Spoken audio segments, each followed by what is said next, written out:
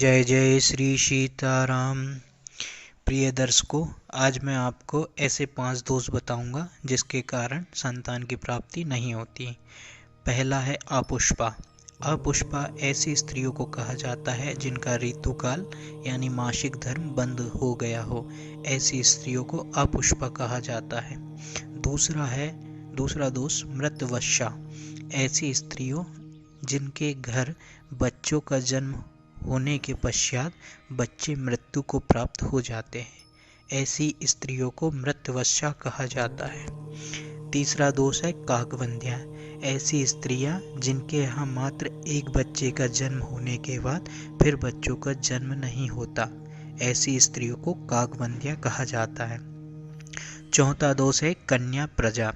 कन्या प्रजा ऐसी स्त्रियां जिनके घर पर कन्या ही कन्या का जन्म होता है, बालिका का और बालक का जन्म नहीं होता, ऐसी स्त्रियों को कन्या प्रजा कहा जाता है। पांचवा दोष है शिव युजा। शव युजा ऐसी स्त्रियों को कहते हैं जिनके गर्भ में शिशु गर्भ में ही मृत्यु को प्राप्त कर लेता है। 1-2 महीने होने के पश्चात गर्भ में शिशु की मृत्यु हो जाती है, ऐसी स्त्रियों को शिव युजा कहा जाता है। इन 5 दोष को दूर करने के लिए हरिवंश पुराण का रोज भगवान विष्णु के समक्ष बैठकर, सानिध्य में बैठकर, भगवान विष्णु के सामने बैठकर हरिवंश पुराण का एक एक अध्याय का पाठ किया जाए या किसी विद्वान ब्राह्मण से हरिवंश पुराण की कथा सुना जाए। हरिवंश पुराण की कथा सुनने से या पाठ करने से ये 5 दोष का निवारण हो जाता है।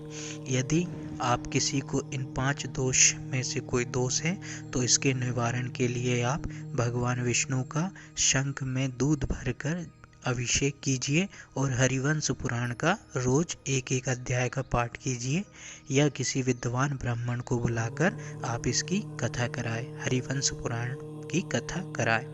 जय जय श्री सीताराम। प्रिय दर्शकों, मेरे द्वारा जो भी उपाय दिए हुए हैं वह शास्त्र प्रमाणित है।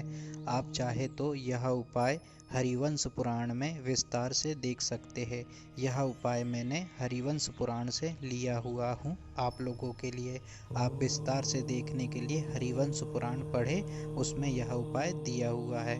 जय जय श्री राधे, जय जय श्री सीताराम।